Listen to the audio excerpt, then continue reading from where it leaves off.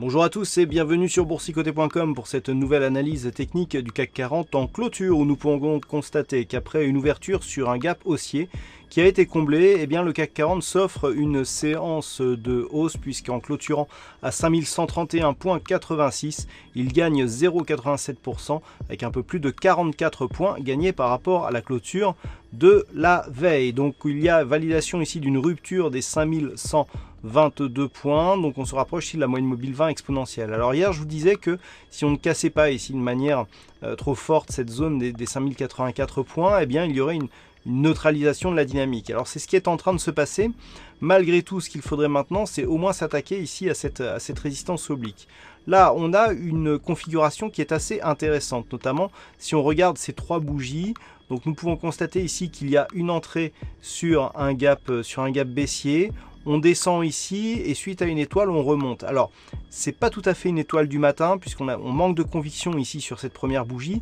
Mais si on fait abstraction de cette première bougie et que l'on regarde les deux suivantes, on a le gap d'ouverture ici qui est comblé mais d'une manière très fine. Et puis on revient ici sur une séance finalement qui a pas mal de puissance et de conviction. On a un gap comblé ici. Alors regardez bien le plus haut, 5137,54 pour le plus bas ici à 5137,42.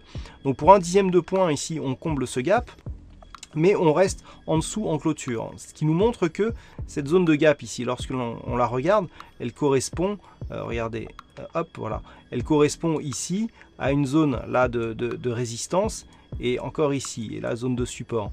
Donc on voit que c'est une zone secondaire, certes, mais qui a donné du fil à retordre au CAC 40 aujourd'hui. Donc ce niveau qui, si on veut valider une poursuite de la dynamique, eh bien il faudra le surveiller celui-ci, hein, environ 5137 points, puisque c'est vraiment autour de ce niveau que cela va se jouer, d'autant plus que la moyenne mobile 20 exponentielle sera au voisinage de ces niveaux. Du point de vue des indicateurs, alors nous avons une configuration toujours relativement stable hein, sur les oscillateurs. On a l'image du RSI et du stochastique qui sont tous les deux neutres. On a aussi le MACD qui se retourne à la hausse, mais dans l'ensemble, vous voyez, on est tellement proche ici dans cette zone de la zone d'équilibre que l'on peut considérer qu'on est neutre, hein, parce qu'en fait les histogrammes se retournent avec très peu d'amplitude. Du point de vue des volumes, là aussi, c'est la neutralité, puisque même s'il monte un peu par rapport à la séance précédente, c'est largement sous la moyenne, donc on ne peut pas réellement donner beaucoup de puissance au signal que nous avons aujourd'hui. La volatilité baisse, elle aussi. Donc on est vraiment dans des oscillations sans réel directionnel porteur. Et donc dans cette configuration, on voit bien ici que c'est une neutralisation qui se dessine. Malgré tout, on est tout de même sur un fond de tendance qui reste largement baissier hein, depuis maintenant quelques semaines, si ce n'est quelques mois. C'est vraiment sur cette résistance oblique que tout cela va se jouer. Regardez ici les tests. On a eu ici un test hein, de la zone de support. Et puis au fur et à mesure, eh bien, les points bas s'éloignent. Et d'ailleurs, la bande de Bollinger ici inférieure s'éloigne justement de cette zone de support. Ça, c'est un signe qui nous indique que dans la configuration actuelle, on a un affaiblissement de la dynamique baissière qui est en train de se produire. Et c'est confirmé par les volumes. Hein. Nous avons des volumes qui sont nettement inférieurs à la moyenne depuis maintenant quelques jours. Donc, ce qu'il faudra surveiller demain, c'est dans un premier temps ici cette zone des 5137 points. Voir si ce gap qui a été comblé eh bien, reste ici résistance comme il a déjà été.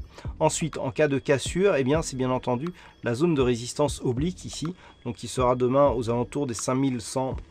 Voilà, 64 points. C'est ce niveau qu'il faudra surveiller.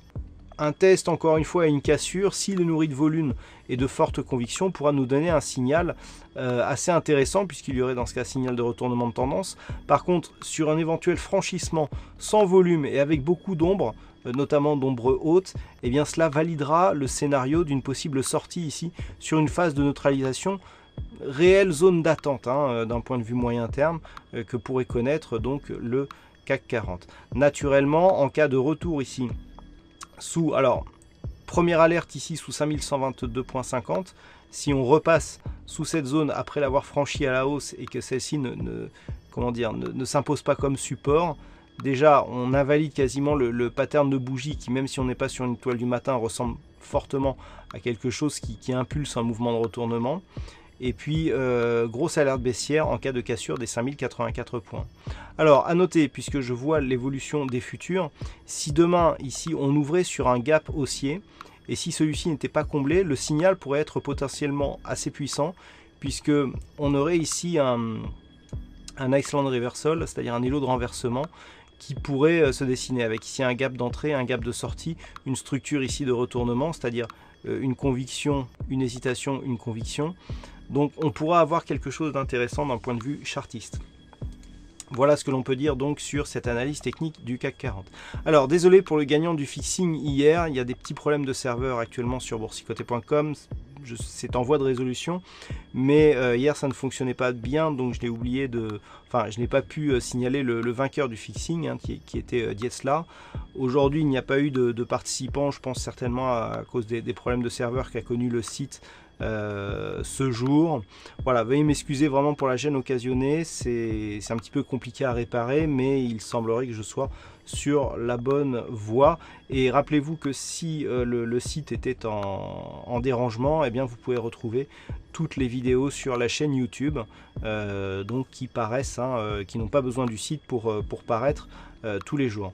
Voilà donc pour cette analyse technique. Alors d'un point de vue statistique, on a assez peu d'occurrences, et même avec le peu d'occurrences, pour demain, on a une probabilité relativement neutre, puisqu'on est pile poil à 50% de probabilité haussière ou baissière. Voilà, donc pas d'informations à ce niveau-là.